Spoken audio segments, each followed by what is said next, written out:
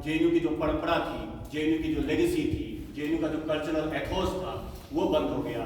उस एथोस को आप देखने आए हैं, इसके लिए सबसे पहले मैं आपका शुक्रिया अदा करना चाहूँगा। साथियों, मैं Vikas Kumar, centre for historical studies का शोधार्थी हूँ।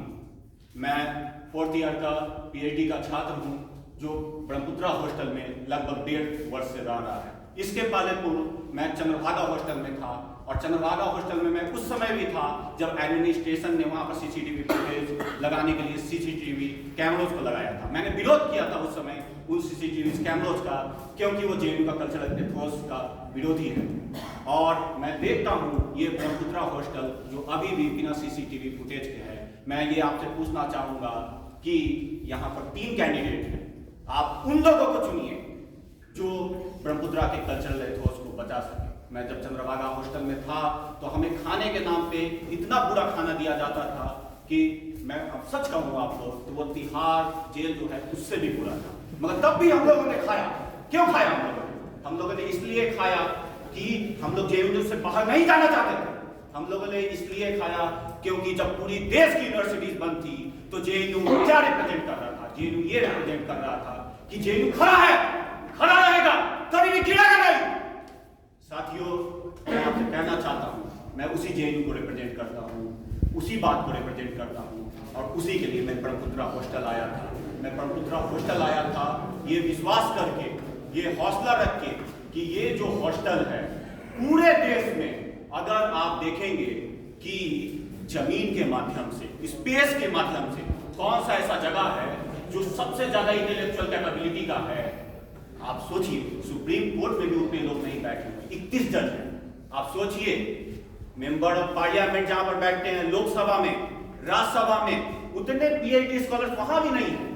ये पीएचडी स्कॉलर्स ब्रह्मपुत्रा में सोशल साइंस के, साइंस के, हर सब्जेक्ट के, जो अपने हर सब्जेक्ट में माहिर है।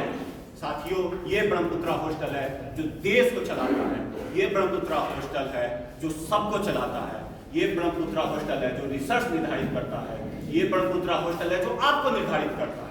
इसीलिए मैं इस ब्रह्मपुत्रा हॉस्टल का इस्तकबाल करना चाहता हूँ, आप लोगों का इस्तकबाल करना चाहता हूँ, और मैं ये चाहता हूँ कि जो मैं कहूँ एक प्रेसिडेंट के तौर पे, और जो मैं बनूं एक प्रेसिडेंट के तौर पे, उसमें आपका उतना ही सहयोग हो जितना मेरा सहयोग हो। क्योंकि मैं नहीं हूं, मैं बिल्कुल नहीं हूं, मैं आप हूं, मैं आप हूं, मैं आप हूं, मैं आप हूं।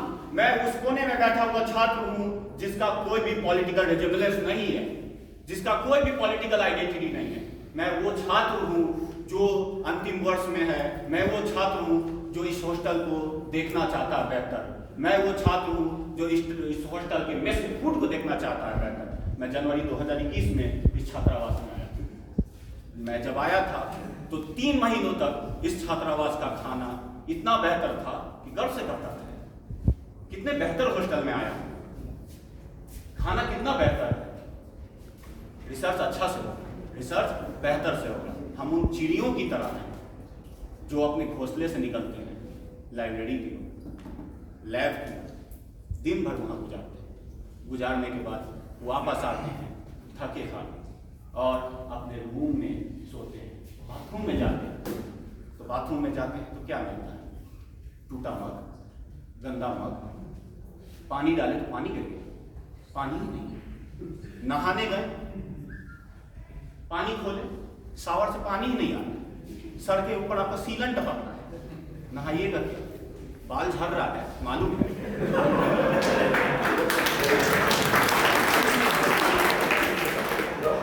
मगर उसके साथ साथ एक और कीजिए, ब्रह्मपुत्रा हॉस्टल का सीलिंग भी छा रहा है, तो हम लोगों को ना केवल बालों को बचाना है बल्कि सीलिंग को भी बचाना है।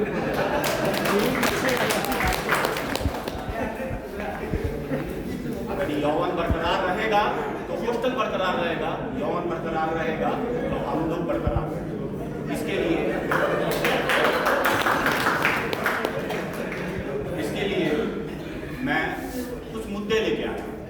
उन मुद्दों को मैंने इन 1.5 साल में देखा। आप देखिए कि गंदगी से पड़ी हुई है। 1.5 साल में एडमिनिस्ट्रेशन ने हॉस्टल को ऐसा बना दिया जैसे अनाथालय, किसी को कोई मतलब ही नहीं। गंदगी हर जगह, बाथरूम जाइए गंदगी, पानी नहीं है, बाथरूम से निकलिए, वहाँ पर आपको बिल्ली का पॉटी नजर आएगा। मैं खुद इस चीज़ का फेस कर चुका हूँ।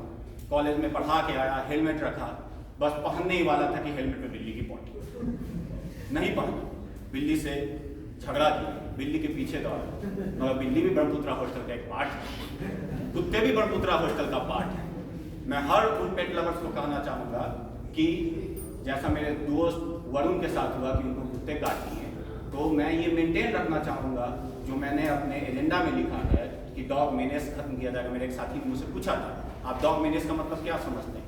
कि कुत्तों को हटाया जाएगा? नहीं, कुत्तों को नहीं हटाया जाएगा, वो रहेंगे, मगर ये इंश्योर किया जाएगा कि जब एक ब्लाइंड विद्यार्थी निकले बाहर तो कुत्ते उसको नहीं काटें, कुत्ते उसको एक बार नहीं, 2 बार नहीं, 3 बार काटेंगे। लगता मेरा समय आ गया है, तो साथियों मैं कुल मिला के कुछ डिटेल्स में आपको जल्दी जल्दी बताना चाहूँगा कि मैं क्या करना चाहता हूँ। यहाँ पर आप मेस बिल को देख सकते हैं।